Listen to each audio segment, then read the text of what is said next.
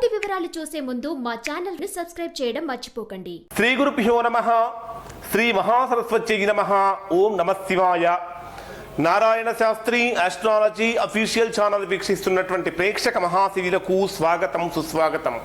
ఈరోజు మనము నక్షత్రాలలో పూర్వాషాఢ నక్షత్రంలో జన్మించినటువంటి వారు ఎటువంటి లక్షణాలు కలిగి ఉంటారు, వారి మనస్తత్వం ఏ విధంగా ఉంటుంది, వారికి ఎటువంటి సమస్యలు వస్తాయి, వారు ఎవరిని ఆరాధన చేస్తే వారికి ఉన్న సమస్యలు పోయి ఆనందంగా ఉంటారో తెలుసుకుందాం. ఈ వీడియో చూడడానికంటే ముందు ఇప్పటి వరకు మా ఛానల్ చూస్తూ సబ్స్క్రైబ్ చేసుకుని వారు లేదా మొదటిసారిగా చూస్తున్న వారు వెంటనే సబ్స్క్రైబ్ చేసుకోండి. సబ్స్క్రైబ్ చేసిన వెంటనే బెల్ సింబల్ కనిపిస్తుంది, బెల్ సింబల్ కూడా టచ్ చేయండి. పూర్వాషాఢ నక్షత్రాన్ని కనుక తీసుకున్నట్లయితే ఈ పూర్వాషాఢ నక్షత్రానికి అధిదేవత జలదేవతలు. ఇక ఒక మాటలో చెప్పాలంటే సమస్తమైనటువంటి సర్వ తీర్థాల పుణ్యసారం ఈ పూర్వాషాఢ నక్షత్రం. అంటే అన్ని జల తీర్థాలు కూడా ఈ నక్షత్రం యొక్క నక్షత్రంలోనే ఉంటాయి. ఎవరైనా సరే గృహంలో నీళ్లు పడక బాగా బాధపడుతూ ఇంట్లో నీళ్లు లేక ఎన్ని సార్లు బోరింగ్ వేసినా బోరింగులు పనిచేయక ఇబ్బంది పడుతూ ఉన్నట్లయితే పూర్వాషాఢ నక్షత్రం రోజున కనుక ఇంట్లో బోరింగ్ కనుక వేయించుకున్నట్లయితే తప్పకుండా ఈ నక్షత్రం యొక్క అనుగ్రహం వలన మనకు ఇంట్లో నీరు సమృద్ధిగా వస్తుంది. ఇంకా ఈ నక్షత్రాన్ని ఉపాసిస్తే అసలు మనకు జల సమృద్ధి కలుగుతుంది. ఈ పూర్వాషాఢ అనేటటువంటిది పూర్వ ఆషాఢ అనేటటువంటి రెండు పదాల కలయిక వలన ఈ నక్షత్రం అనేటటువంటిది ఏర్పడింది.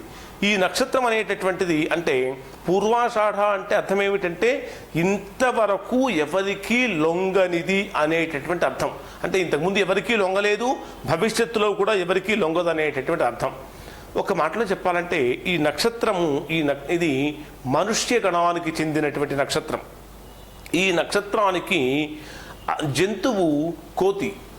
ఈ నక్షత్రంలో ఉన్నటువంటి వారు, ఈ జన్మించినటువంటి వారు అందంగా ఆకర్షణీయంగా ఉంటారు. వీరి యొక్క ముక్కు తీరు కూడా చాలా ప్రత్యేకంగా ఎవరో ఒక ఆర్టిస్ట్ డిజైన్ చేసినటువంటి విధంగా ఉంటుంది. ఈ నక్షత్రంలో జన్మించినటువంటి వారు ఆశయాలను సాధించేటటువంటి క్రమంలో విపరీతంగా కష్టపడతారు. ఆశయ సాధన కోసం చక్కగా చేయవలసిన పనంతా చేస్తారు. ఎక్కువగా ఆశతో జీవిస్తూ ఉంటారు. ప్రతి పనిలో కూడా లాభ నష్టాలను బాగా అంచనా వేస్తూ ఉంటారు. ఒక పని గనక చేసినట్లయితే ఈ పని వలన మనకు ఎంతవరకు లాభం వస్తుంది, ఎంతవరకు నష్టం వస్తుంది అనేటటువంటి విషయాలన్నీ కూడా ఈ నక్షత్రంలో జన్మించిన వారు ఎక్కువగా మనకు అంటే లాభ నష్టాల మొత్తాన్ని పూర్తిగా అంచనా వేసి దానికి తగిన విధంగా ప్రవర్తించడంలో వీరు సిద్ధహస్తులు.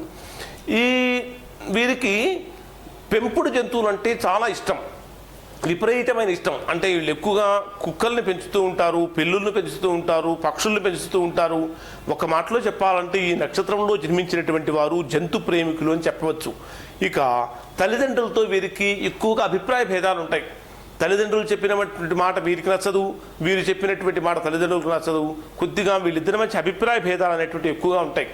ఇక మిత్రులతోటి కానీ బంధువర్గంతో కానీ మంచి కార్యవాదిగా అంటే ఒక కార్యకర్తలాగా ఒక కార్యవాదిలాగా ఉంటారు. అంటే ఏ పని అయితే చెప్తారో ఆ పని చేసేటటువంటి విధంగా అందరికీ ఒక పెద్ద దిక్కులాగా కూడా వీళ్ళు మారుతూ ఉంటారు.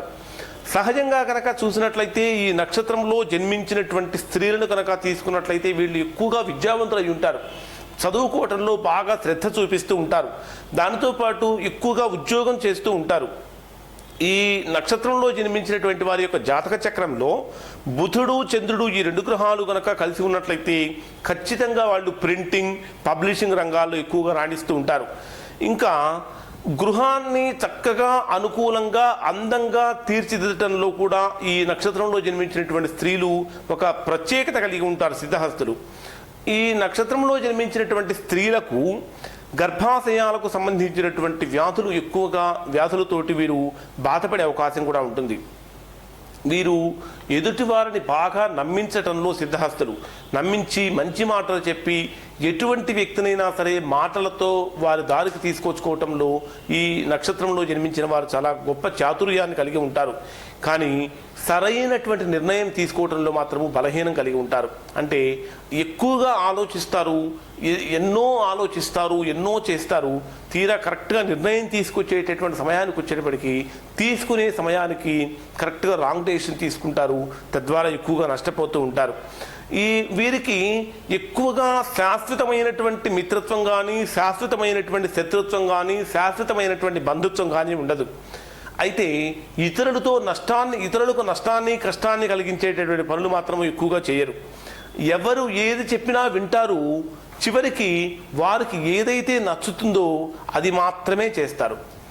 ఈ పూర్వాషాఢ నక్షత్రాన్ని శుక్రగ్రహము పరిపాలిస్తుంది. కాబట్టి ఈ శుక్రగ్రహం పరిపాలిస్తుంది కాబట్టి ఈ నక్షత్రంలో ఉన్నటువంటి వారికి, జన్మించినటువంటి వారికి వచ్చేటటువంటి అనేకమైన సమస్యల నుంచి చక్కటి పరిష్కారం కనుక పొందాలి అంటే శుక్రగ్రహాన్ని ఆరాధన చేయాలి. అసలు శుక్రుడు మనకు ఏమేమి ఇస్తాడు అంటే, ఈ శుక్రగ్రహం అనేటటువంటిది సమస్తమైనటువంటి సుఖాలకు, సమస్తమైన శాంతులకు, భోగభాగ్యాలకు, దాంపత్య జీవితానికి అన్నిటికీ కూడా ఈ శుక్రుడే కారకుడు. కాబట్టి శుక్రగ్రహాన్ని ఆరాధించడం వల్ల సుఖము, శాంతి, సంపద, ఐశ్వర్యము, భోగభాగ్యం ఇవన్నీ కూడా వస్తూ ఉంటాయి. ఇక ఈ స్త్రీలను కనుక తీసుకున్నట్లయితే, స్త్రీలకు సంబంధించి స్త్రీలలో ఉండేటటువంటి అండాశయాన్ని విడుదల చేసి తల్లిగా మార్చేటటువంటి శక్తి కూడా ఈ శుక్రగ్రహం యొక్క ఆధీనంలోనే ఉంటుంది. స్త్రీలకు సంబంధించినటువంటి సమస్తమైన ఋతుదోషాలకు, అనేకమైనటువంటి సమస్యలన్నిటికీ కూడా ఈ శుక్రగ్రహమే ప్రధానమైనటువంటి కారణం. శుక్రగ్రహం కనుక అనుకూలత కనుక లేకపోతే స్త్రీలు చాలా ఇబ్బంది పడుతూ ఉంటారు. వారు ఏ రకమైన ఆనందాన్ని పొందలేరు. శుక్రుడు కనుక ప్రతికూలంగా కనుక ఉన్నట్లయితే వారి ఆ అందానికి ప్రధాన కారణమైనటువంటి జుట్టు అంటే హెయిర్, పూర్తిగా హెయిర్ లాస్ అయిపోతూ ఉంటారు.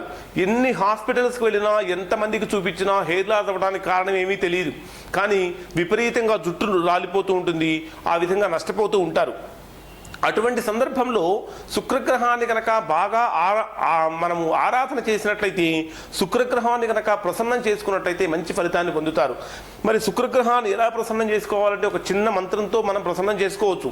ఈ మంత్రం రోజు ఒక 40 సార్లు కనుక పారాయణ చేస్తే చాలా మంచిది. 54 సార్లు చేస్తే ఇంకా మంచిది. మంత్రం ఏమిటంటే, ఓం భార్గవాయ విద్మహే దానవార్చితాయ ధీమహి తన్నో శుక్ర ప్రచోదయాత్ అనేటటువంటి మంత్రం ప్రతిరోజు పారాయణ చేసుకోవడం చాలా మంచిది.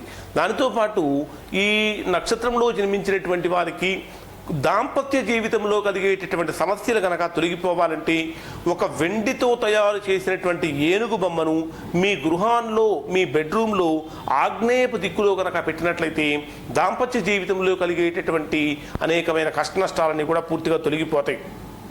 ఇక ఈ నక్షత్రంలో అంటే ఈ శుక్రగ్రహానికి మనకు అధిదేవత శ్రీ మహాలక్ష్మీదేవి కాబట్టి శ్రీ మహాలక్ష్మీదేవిని తెల్లటి పూలతో కనుక ఆరాధన చేసినట్లయితే దాని వలన కూడా మంచి జరుగుతుంది. కలువ పూలతో కనుక మహాలక్ష్మీదేవి ఆరాధన చేస్తే శుక్రుడు వెంటనే ప్రసన్నమవుతాడు. తద్వారా అనేకమైనటువంటి దోషాలు తొలగిపోయి సంపూర్ణమైనటువంటి ఆనందాన్ని పొందుతారు. ఇవి ఈ నక్షత్రంలో జన్మించిన వారి యొక్క స్వరూపము, స్వభావము, లక్షణాలు, చేయవలసిన పరిహారాలు. ఈ వీడియో కనుక మీకు నచ్చినట్లయితే ఈ సింబల్ మీద చేసి లైక్ చేయండి. మరిన్ని వీడియోల కోసం మా ఛానల్ సబ్స్క్రైబ్ చేసుకోండి. సబ్స్క్రైబ్ చేసిన వెంటనే బెల్ సింబల్ కనిపిస్తుంది. బెల్ సింబల్ కూడా టచ్ చేయండి. Narayana Shastri astrology official channel వీక్షించినందుకు ధన్యవాదాలు.